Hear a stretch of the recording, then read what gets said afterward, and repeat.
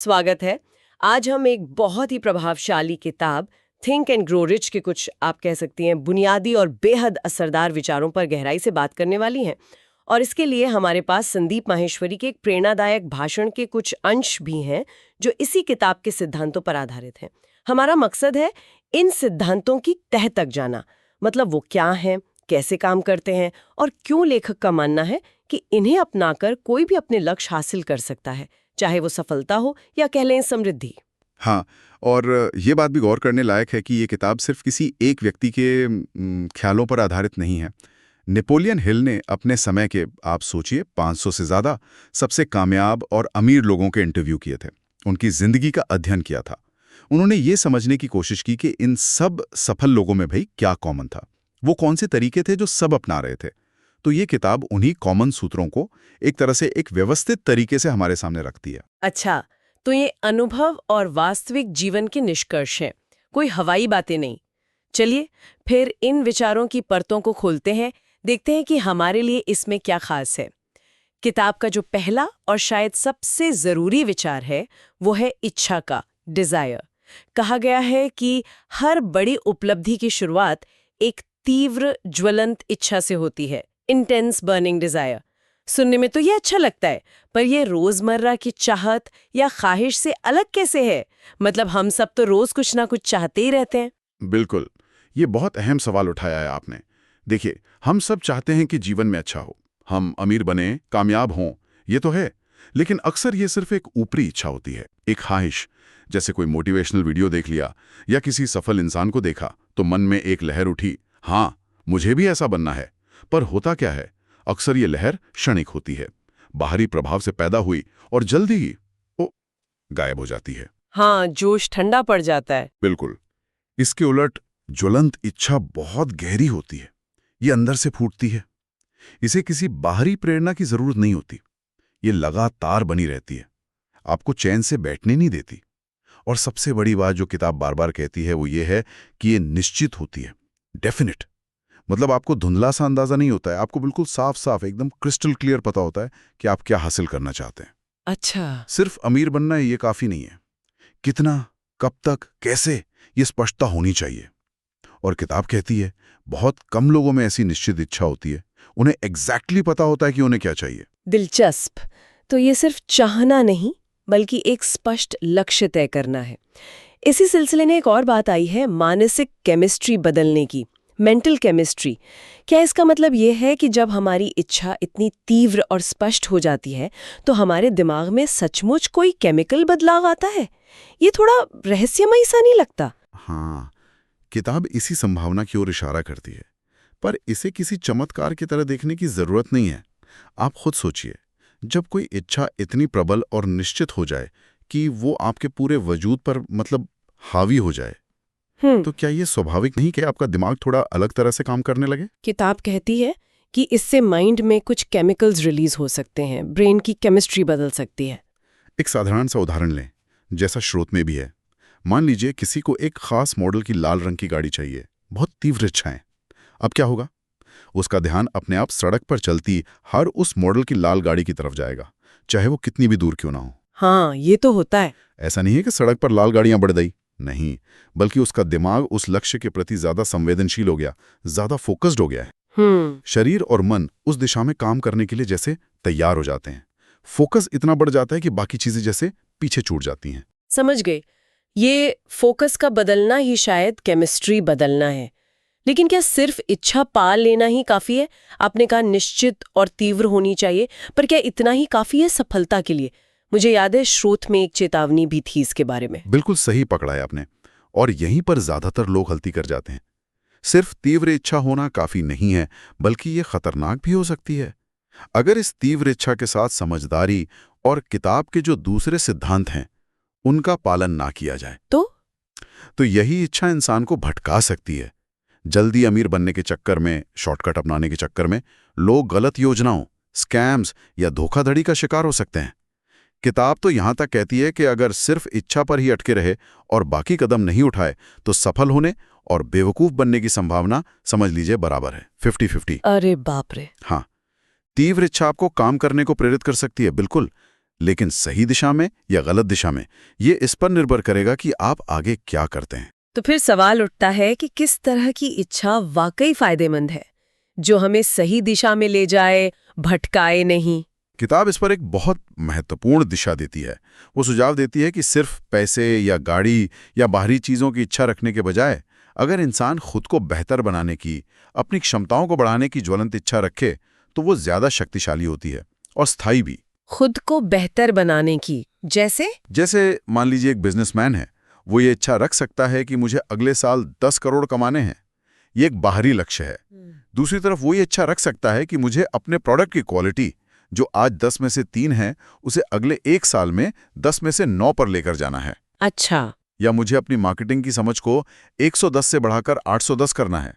या ग्राहक संतुष्टि को एक अभूतपूर्व स्तर पर लेकर जाना है। इस तरह की इच्छा आपके अंदरूनी विकास पर केंद्रित है। किताब का तर्क ये है कि जब आप अंदर से मजबूत बनते हैं, अपनी स्किल्स और समझ को बेहतर बनाते हैं, तो पैसा, सफलता और दूसरी बाहरी चीजें वो अपने आप आने लगती हैं। वो एक तरह से बाय प्रोडक्ट बन जाती हैं। ऐसे लोगों के पास स्थायी सफलता आती है जो खुद को बेहतर बनाने का गहरा डिजायर रखते हैं। ये एक बहुत अहम फर्क है, बाहरी नतीजों की इच्छा बनाम अंदरूनी विकास की इच्छा। चलिए मान लेते हैं कि किसी में ये अंदरूनी विकास की तीव्र और निश्चित इच्छा जाग गई है, लेकिन जैसा आपने कहा, शुरुआती जोश अक्सर ठंडा पड़ जाता है। इस इच्छा को लगातार जलाएं कैसे रखा जाए? इसे अपनी आदत का हिस्सा कैसे बनाया जाए? कोई तरीका है? बिल्कुल।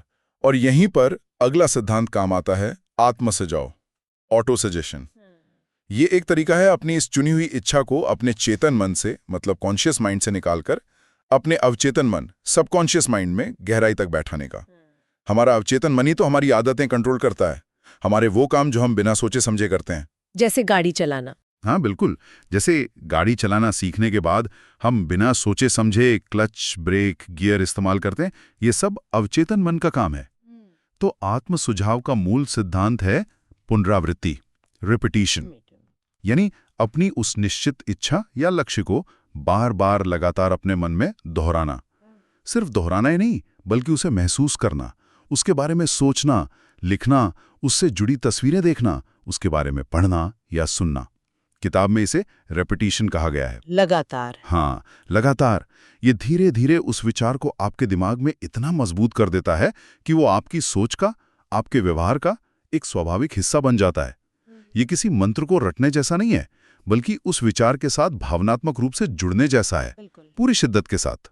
तो ये एक साधारण इच्छा को, चाहे वो कितनी भी निश्चित क्यों ना हो, धीरे धीरे ज्वलंत इच्छा में बदलने का एक प्रैक्टिकल तरीका हुआ, उसे दिमाग में गहरा उतारने का। हाँ बिल्कुल। और किताब में इसके लिए एक बहुत अच्छी उपमा दी गई है। इच्छा एक बीज की तरह है। आत्म सुझाव उस बीज को अवचेतन मन की उपजाऊ जमीन में बोने और फिर लगातार सींचने की प्रक्रिया है। बीज की तरह। हाँ, लेकिन यहाँ सबसे ज्यादा ध्यान इस बात पर देना है कि आप बीज कौन सा बो रहे हैं। अगर नीम का कड़वा बीज बोएंगे तो जीवन में कड़वाहट ही मिलेगी, भले ही आप उसे कितना भी पानी दें। सही है। अगर आम का मीठा बीज बोएंगे तो मिठास मिलेगी।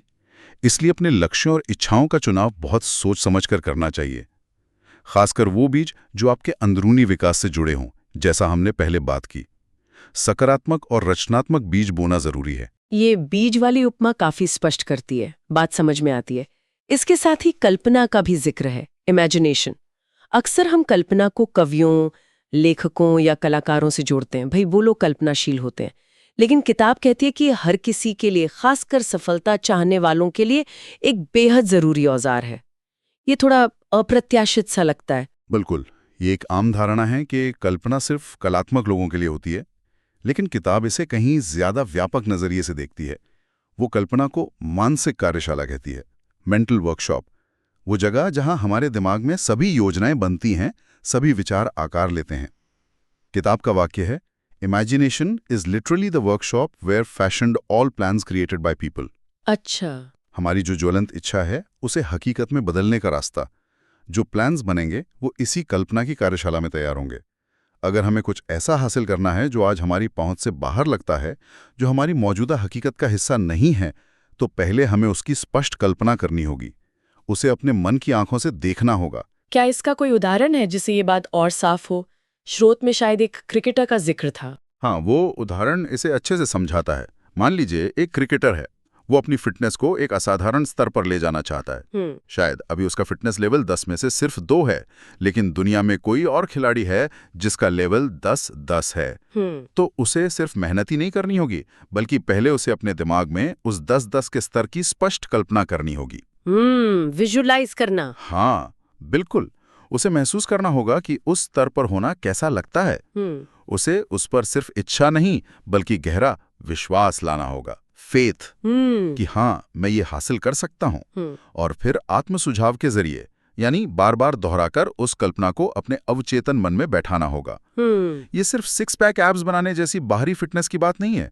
ये उस अंदरूनी कोर ताकत की कल्पना करने की बात है जो स्पोर्ट्स में निर्णायक होती है। तो मतलब हमारे आसपास आज हम जो भी मानव निर्मित चीजें देखते हैं, चाहे वो एक छोटी सी पिन हो या एक विशाल हवाई जहाज, वो सब कभी न कभी किसी न किसी के दिमाग में एक कल्पना ही थी। एकदम सही, किताब यही कहती है।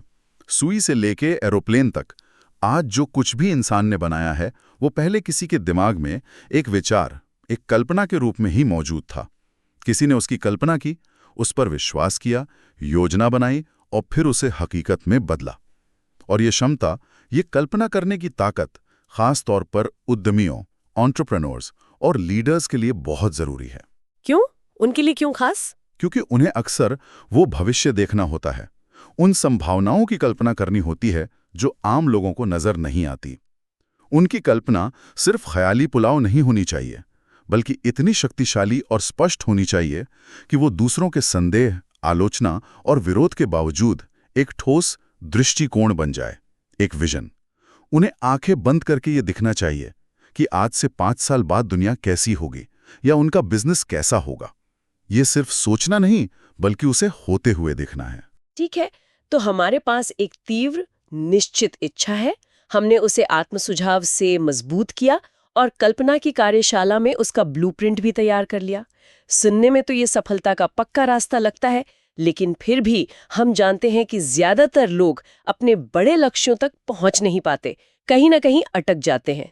किताब के अनुसार इसकी सबसे बड़ी वजहों में से एक है निर्णय की कमी, लैक ऑफ डिसीजन। ये क्या है? हाँ, ये एक चौंकाने वाली बात है जो लेखक ने हजारों असफल लोगों के विश्लेषण के बाद खोजी। असफलता के जो 30 मुख्य कारण उन्होंने पहचाने, उनमें निर्णय लेने में देरी या निर्णय न ले पाना सबसे ऊपर था। सबसे ऊपर? जी। जिसे हम आम भाषा में टाल मटोल कहते हैं ना, प्रोक्रेस्टिनेशन, ये उसी का एक गंभीर रूप है। सही समय पर सोच समझकर फैसला लेने की क्षमता का अभाव। और लोग फैसले क्यों नहीं ले पाते? क्या कारण बताया गया इसके पीछे? मुख्य कारण है डर, फियर। डर, हाँ, कई तरह के डर। असफल होने का डर, गलत फैसला लेने का डर, पैसे खोने का डर, और शायद सबसे बड़ा लोगों की आलोचना का डर कि लोग क्या कहेंगे। इस डर की वजह से लोग सोचते रह जाते हैं, विश्लेषण करते रह जाते हैं, सही मौके का इंतजार करते रह जाते हैं, और वो मौका वो हाथ से निकल जाता है। और फिर पछतावा? हाँ, फिर जिंदगी भर पछताते हैं। जैसा स्रोत में भी बताया गया है कि काश उस टाइम पर मुझे वो मौका मिला था, अगर मैंने वो कर लिया होता तो आज मैं पता नहीं कहाँ होता। किताब का तर्क है कि ज्यादातर लोग इसलिए असफल नहीं होते कि उन्होंने कोशिश की और हार गए, नहीं, बल्कि इसलिए असफल होते हैं क्योंकि उन्होंने कभी पूरी हिम्मत करके कोशिश करने का पक्का फैसला ही नहीं किया। वो हमेशा बीच में अटके रहते हैं, हाँ ना करने का फैसला, ना करने का, बस सोचते रहते हैं। और फिर जब कोई और उसी आइडिया पर काम करके सफल हो जाता है तो कहते हैं, अरे ये तो मेरा आइडिया था, इसने कॉपी कर लिया। बिल्कुल, जैसा स्रोत में भी जिक्र है, लोग अक्सर ऐसा कहते मिल जाएंगे, जबकि हकीकत यह है कि उस आइडिया के बारे में शायद हजारों लाखों लोगों ने सोचा होगा। फर्क सिर्फ इतना है कि उस एक व्यक्ति ने सिर्फ सोचा नहीं, बल्कि उस पर काम करने का निर्णय लिया। उसने डर पर काबू पाकर पहला कदम उठाया। हाँ, एक्शन लिया। जी, यही फर्क है सोचने वाले और करने वाले में। ठीक है, मान लिया कि किसी ने डर पर काबू पाकर निर्णय ले लिया और काम शुरू भी कर दिया, लेकिन रास्ता तो आसान नहीं होगा। मुश्किलें आएंगी, बाधाएं आएंगी, असफलताएं भी मिलेंगी, इसमें कोई शक नहीं। ऐसे में ज्यादातर लोग हिम्मत हार जाते हैं, छोड़ देते हैं। तो यहाँ पर किस सिद्धांत की जरूरत पड़ती है? शायद दृढ़ता, परसिस्टेंस। एकदम से। निर्णय लेने के बाद जो सबसे जरूरी चीज है वो है दृढ़ता, यानी परसिस्टेंस। और किताब कहती है कि दृढ़ता का आधार है इच्छा शक्ति, विल पावर। स्रोत का वाक्य है, the basis of persistence is the power of will. ये वो अंदरूनी ताकत है, वो गुण है जो हमें तब भी आगे बढ़ने की हिम्मत देता है जब हालात मुश्किल हों, जब सब कुछ हमारे खिलाफ जा रहा हो, जब हमें लगातार असफलता मिल रही हो। जिंदगी का सफर हमेशा सीधा और आसान नहीं होता। ये मौसम की तरह बदलता रहता है, कभी धूप, कभी छांव, कभी तूफान। दृढ़ता हमें हर मौसम में चलते रहने की क्षमता देती है, हार ना मानने की क्षमता। तो इसका मतलब है कि चाहे कुछ भी हो जाए, बस लगे रहना है, हार नहीं माननी है, पीछे नहीं हटना है। हाँ, टिके रहना है, चलते रहना है, रास्ता खोजते रहना है। किताब एक चेतावनी भी देती है। अगर किसी इंसान को बार बार मुश्किल आने पर काम छोड़ देने की, मतलब पीछे हट जाने की आदत पड़ जाए, हाँ, कई लोगों में होती है ये आदत। हाँ, तो वो जिंदगी भर एक चीज से दूसरी चीज पर भागता ही रहता है। वो एक तरह का भगोड़ा बन जाता है जो कभी किसी चीज को अंत तक नहीं पहुंचा पाता। लेकिन इसके विपरीत, अगर इंसान में मुश्किलों का सामना करने की, उनसे लड़कर रास्ता निकालने की आदत बन जाए तो वो अंदर से बहुत मजबूत होता जाता है। फिर वो किसी भी मुश्किल परिस्थिति से निपट सकता है। कई बार जीवन में ऐसे मोड़ आते हैं जब हमें अपने सबसे बड़े डर का सामना करना ही पड़ता है। उसके बिना आगे बढ़ना नामुमकिन होता है। ऐसी स्थिति में भी इच्छा शक्ति और दृढ़ता ही हमें पार लगाती है। ये सुनकर लगता है कि ये किताब सिर्फ अमीर बनने या पैसा कमाने की टोटके नहीं बता रही है। ये तो व्यक्तित्व विकास और जीवन जीने के सिद्धांतों की बात कर रही है। ज्यादा गहरी बात है ये। बिल्कुल। आप सिर्फ ऊपरी सतह देख रही थी, लेकिन ये किताब उससे कहीं ज्यादा गहरी है।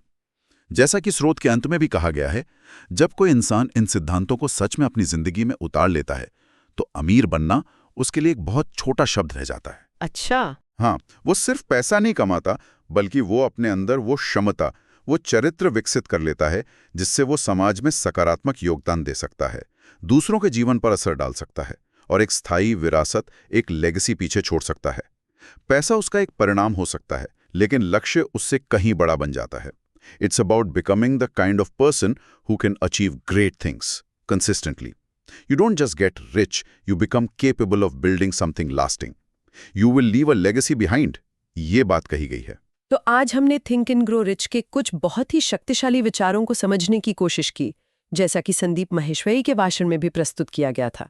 हमने देखा कि कैसे एक तीव्र, निश्चित और अंदरूनी इच्छा से शुरुआत होती है, फिर कैसे आत्म सुझाव और कल्पना उसे मजबूत करते हैं और आकार देते हैं, और अंत में कैसे सही समय पर निर्णय लेने की क्षमता और फिर मुश्किलों के बावजूद दृढ़ता से टिके रहने की इच्छा शक्ति हमें अपने लक्ष्यों तक पहुंचा सकती है। हाँ, और ये बिल्कुल साफ है कि ये कोई सोचकर अमीर बन जाओ वाला जादुई फॉर्मूला नहीं है। ये हवाई बात नहीं है। ये गहरी आंतरिक प्रक्रिया है। इसमें अपनी सोच, अपनी मानसिकता, अपनी आदतें और अपने कर्मों को पूरी तरह से अपने चुने हुए लक्ष्यों के साथ अलाइन करना पड़ता है, संरेखित करना पड़ता है। ये बाहर से ज्यादा अंदर से खुद को बदलने की यात्रा है। इन सिद्धांतों को जानना एक बात है और इन्हें अमल में लाना बिल्कुल दूसरी। और इसी सोच के साथ हम अपने सुनने वालों के लिए एक सवाल छोड़ जाते हैं। आज जिन सिद्धांतों पर हमने बात की, इच्छा, आत्मसुझाव, कल्पना, निर्णय और दृढ़ता, उनमें से कौन सा सिद्धांत उन्हें अपने जीवन के इस मोड़ पर सबसे ज्यादा प्रासंगिक लगता है, सबसे ज्यादा जरूरी लगता है, और उस एक सिद्धांत को अपनी जिंदगी में उतारने के लिए वो आज ही अभी कौन सा एक छोटा लेकिन ठोस व्यवहारिक कदम उठा सकते हैं। सोचने वाली बात है। इस गहरी और व्यवहारिक चर्चा के लिए आपका बहुत बहुत धन्यवाद। धन्यवाद। अगली बार फिर मिलेंगे एक नए विषय के साथ।